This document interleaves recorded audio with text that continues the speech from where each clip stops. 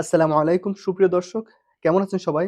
আশা করছি মহান আল্লাহ রাব্বুল আলামিনের রহমতে আপনারা সবাই অনেক, অনেক ভালো আছেন। আজকে আমি কোরআনে বর্ণিত একটি বিস্ময়কর বিজ্ঞানসম্মত বিষয় নিয়ে আলোচনা করব ইনশাআল্লাহ। আপনারা সাথেই থাকবেন। কোরআনের সাথে বিজ্ঞানের যে মিল, আমরা প্রতিটা বিষয় আপনাদের কাছে রেফারেন্স সহ দেখানোর চেষ্টা করব ইনশাআল্লাহ। ১৪০০ বছর আগে কোরআনে এমন কিছু বিষয় উল্লেখিত রয়েছে যা কিনা আজকের বিজ্ঞান আমাদেরকে আবিষ্কার করে দেখিয়েছে। যেমন গত ভিডিওতে আমি দেখিয়েছি কিভাবে মহান আল্লাহ রাব্বুল আলামিন পবিত্র কোরআনে পাহাড়কে পেরেকের সাথে তুলনা করেছেন। ঠিক এই ভিডিওতে আমরা আরেকটি বিস্ময়কর বিষয় নিয়ে আলোচনা করব ইনশাআল্লাহ, যা কোরআনের গভীর জ্ঞান এবং বিজ্ঞানের আবিষ্কারের সাথে একটি সুন্দর সেতুবন্ধন তৈরি করেছে। দয়া করে শেষ পর্যন্ত ভিডিওটি দেখুন, কেননা এই জ্ঞান আমাদের বিশ্বাস এবং জ্ঞানের সীমাকে প্রসারিত করবে ইনশাআল্লাহ। চলুন কথা না বাড়িয়ে আমরা আমাদের মূল ভিডিওতে প্রবেশ করি। আজকে আমরা যে টপিক নিয়ে আলোচনা করব তা হলো মানব মস্তিষ্ক অথবা হিউম্যান ব্রেইন। মানব মস্তিষ্ক নিয়ে বিজ্ঞানীদের কৌতূহলের শেষ নেই। বিজ্ঞানের যে শাখায় মানুষের মস্তিষ্ক নিয়ে আলোচনা করা হয়, গবেষণা করা হয়, সেটাকে বলে নিউরোসায়েন্স। নিউরোসায়েন্সের কল্যাণে আমরা মস্তিষ্ক সম্পর্কে অনেক অনেক গুরুত্বপূর্ণ তথ্য পেয়েছি। তার মধ্যে আমরা একটি স্পেসিফিক তথ্য নিয়ে আলোচনা করব ইনশাল্লাহ। সেটি হলো লাইং অ্যান্ড মুভমেন্ট, অর্থাৎ মানুষের চলন, নড়াচড়া অথবা মিথ্যা কথা বলা। আমরা দেখব মানুষের নড়াচড়া, চলন এবং মিথ্যা কথা বলার সাথে মস্তিষ্কের কি সম্পর্ক রয়েছে। চলুন আমরা কয়েকটি রিসার্চ দেখে আসি। আমরা যারা সায়েন্সের স্টুডেন্ট এবং মেডিকেল স্টুডেন্ট, এমনকি বায়োলজি সম্পর্কে যাদের ধারণা আছে, তারা অবশ্যই জানেন আমাদের মস্তিষ্ককে কয়েকটি অংশে ভাগ করা রয়েছে। এখন পর্যন্ত মস্তিষ্ক নিয়ে যত গবেষণা হয়েছে, প্রত্যেকটি ক্ষেত্রেই বিজ্ঞানীরা একটি কমন সিদ্ধান্তে উপনীত হয়েছেন, মানুষের চলাফেরা অথবা মুভমেন্ট এবং মিথ্যা কথা বলা মস্তিষ্কের একটি কমন অংশের উপর নির্ভর করে। সেটি হচ্ছে মস্তিষ্কের অগ্রভাগ, অর্থাৎ প্রিফ্রন্টাল কর্টেক্স অথবা আমরা যেটাকে ফ্রন্টাল লোব বলি। চলুন আমরা কিছু এক্সপেরিমেন্ট দেখে আসি। প্রথমেই বলি, ১৯৯১ সালে একটি বই প্রকাশিত হয়েছে। বইটির নাম the essentials of anatomy and physiology. এই বইতে নিউরোসায়েন্স সম্পর্কে বিস্তারিত আলোচনা করা হয়েছে। সেখানে উল্লেখ করা হয় মানুষের মুভমেন্ট অথবা চলন এবং লাইং অথবা মিথ্যা কথা বলার জন্য দায়ী আমাদের মস্তিষ্কের সামনের অংশ, অর্থাৎ ফ্রন্টাল লোব, যেটাকে আমরা প্রিফ্রন্টাল কর্টেক্সও বলে থাকি। এছাড়াও ওয়েস্ট ফিলাডেলফিয়ার বিখ্যাত ইউনিভার্সিটি অফ পেনসিলভেনিয়াতেও মস্তিষ্ক নিয়েও বিশদ গবেষণা হয়। সেখানেও গবেষণার পরে তারা এই সিদ্ধান্তে উপনীত হয় মানুষের মস্তিষ্কের ফ্রন্টাল লোব অথবা প্রিফ্রন্টাল কর্টেক্স দায়ী মিথ্যা কথা বলা এবং চলাফেরার জন্য।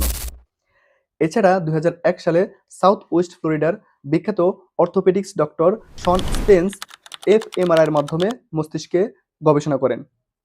তিনি মস্তিষ্ক নিয়ে গবেষণা করে একই সিদ্ধান্তে উপনীত হন মানুষের মিথ্যা কথা বলা এবং নড়াচড়া অর্থাৎ লাইং অ্যান্ড মুভমেন্টের জন্য দায়ী আমাদের মস্তিষ্কের সম্মুখ অংশ, অর্থাৎ ফ্রন্টাল লোব, যেটা প্রিফ্রন্টাল কর্টেক্স নামেও পরিচিত।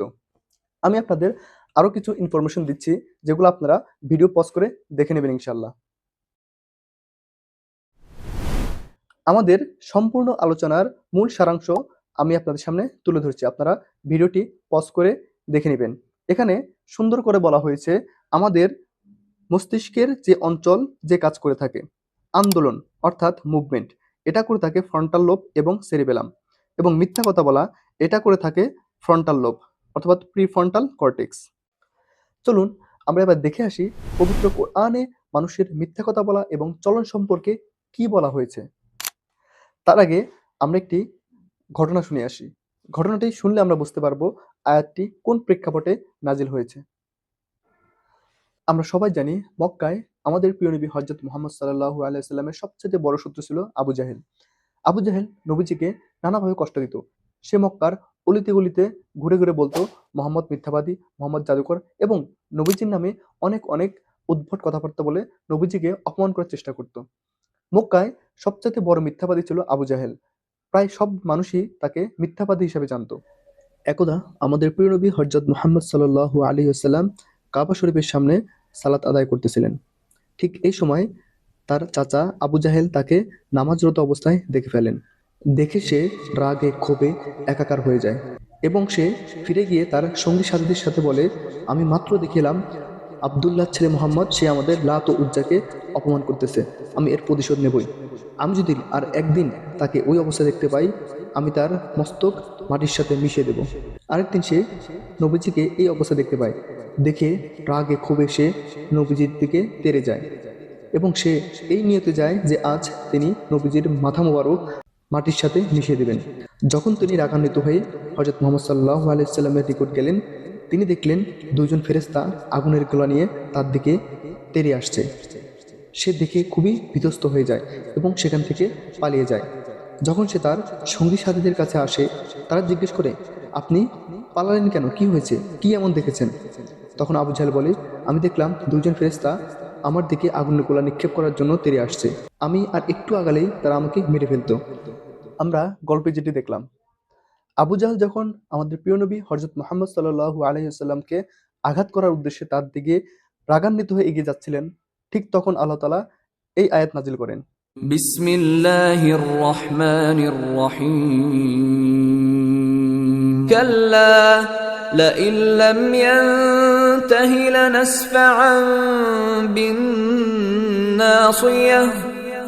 কখনই নয়, যদি সে বিরত না হয় তবে আমি মস্তকের সামনের কেশগুচ্ছ ধরে হ্যাচড়াবই।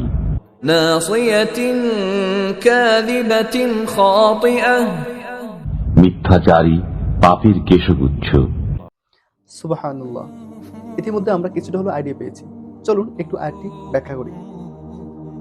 আপনারা ভালো করে লক্ষ্য করে দেখবেন, আল্লাহ তাআলা আয়াতে প্রথমেই বলেন, সাবধান, সে যদি বিরত না হয় তবে আমি তাহাকে অবশ্যই হেচড়াইয়া লইয়া যাইব মস্তকের সম্মুখ ভাগের কেশগুচ্ছ ধরিয়া।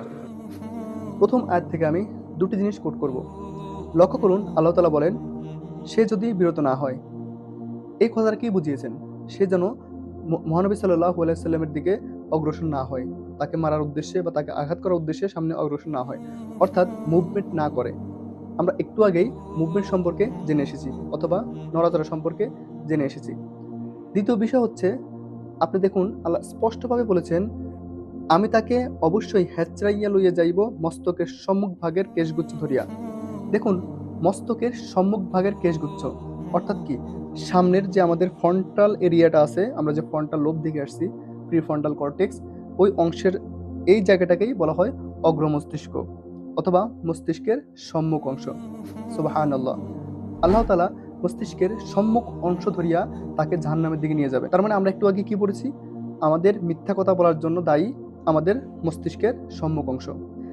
দ্বিতীয় আয়াতে আল্লাহ তাআলা বিষয়টি একদম ক্লিয়ার করে দিয়েছেন। আল্লাহ দ্বিতীয় আয়াতের প্রথমে বলেছেন মিথ্যাচারী। দেখুন, মিথ্যাচারী আমরা একটু আগে পড়ে এসেছি, মিথ্যা কথা বলার জন্য দায়ী আমাদের ফ্রন্টাল লোব অর্থাৎ অগ্র মস্তিষ্ক অথবা মস্তিষ্কের সম্মুখ অংশ। আল্লাহ তাআলা এখানে এই কথাই বলেছেন যে পাপিষ্ঠ মিথ্যাচারীর সামনের চুল ধরিয়ে আমি তাকে জাহান্নামে নিয়ে যাব, অর্থাৎ মস্তিষ্কের অগ্রভাগের চুল ধরিয়ে তাকে জাহান্নামে নিয়ে যাওয়া হবে। সুবহানাল্লাহ। এইখান থেকে বোঝা যায় যে আবু জাহেল ছিল একজন মিথ্যাবাদী এবং সে মিথ্যাবাদী হওয়ার কারণে শাস্তি স্বরূপ আল্লাহ তাআলা তার মস্তিষ্কের ওই অংশ ধরে জাহান্নামে নিয়ে যাবেন, যেই অংশ মিথ্যা কথা বলার জন্য দায়ী। কেননা আল্লাহ তাআলা বলতে পারতেন যে আমি তাকে চুল ধরিয়া জাহান্নামে নিয়ে যাব, কিন্তু এখানে একদম স্পেসিফিকলি আল্লাহ উল্লেখ করে দিয়েছেন মস্তিষ্কের কোন অংশ ধরে আল্লাহ তাআলা তাকে জাহান্নামে নিয়ে যাবেন। সুবহানাল্লাহ। এই দিক থেকে বোঝা যায়, যেহেতু আল্লাহ স্পেসিফিক ভাবে উল্লেখ করে দিয়েছেন মস্তিষ্কের সম্মুখ ভাগের চুল ধরিয়া, সেক্ষেত্রে আমরা বলতে পারি মস্তিষ্কের সম্মুখ ভাগের যে অংশ আমাদের ব্রেনের ফ্রন্টাল লোব, এটি আমাদের মিথ্যা কথা বলার জন্য দায়ী। আশা করি আমি আপনাদের বোঝাতে সক্ষম হয়েছি। এটি কোনো কোইন্সিডেন্ট বা কাকতালীয় বিষয় নয়। মহান আল্লাহ রাব্বুল আলামিন আমাদের সৃষ্টিকর্তা। তিনি সবই জানেন আমাদের বডি কিভাবে কাজ করে। তাই এই তথ্যগুলো নির্ভুলভাবে দেওয়া শুধুমাত্র মহান আল্লাহ রাব্বুল আলামিনের পক্ষেই সম্ভব, যা তিনি 1400 বছর আগে কোরআনে লিপিবদ্ধ করেছেন। আমার ভিডিওটি যদি আপনাদের কাছে ইনফরমেটিভ মনে হয়, ভালো লেগে থাকে, কমেন্টে অবশ্যই সুবহানাল্লাহ লিখবেন এবং আপনার বন্ধুদের কাছেও শেয়ার করে দিবেন, তারাও যেন এই বিষয়টি জেনে তাদের ঈমানকে আরো তাজা করতে পারে। কোরআনে এরকম আরো অনেক সায়েন্টিফিক বিষয় নিয়ে আলোচনা করা আছে। এরকম তথ্য জানতে আমাদের সাথেই থাকবেন, আমাদের আইডিকে ফলো করবেন। আমাদের চ্যানেলকে সাবস্ক্রাইব করবেন ইনশাআল্লাহ। সবাইকে ধন্যবাদ ধৈর্য ধরে আমার সম্পূর্ণ ভিডিও দেখার জন্য। আসসালামু আলাইকুম ওয়া রাহমাতুল্লাহি ওয়া বারাকাতুহু।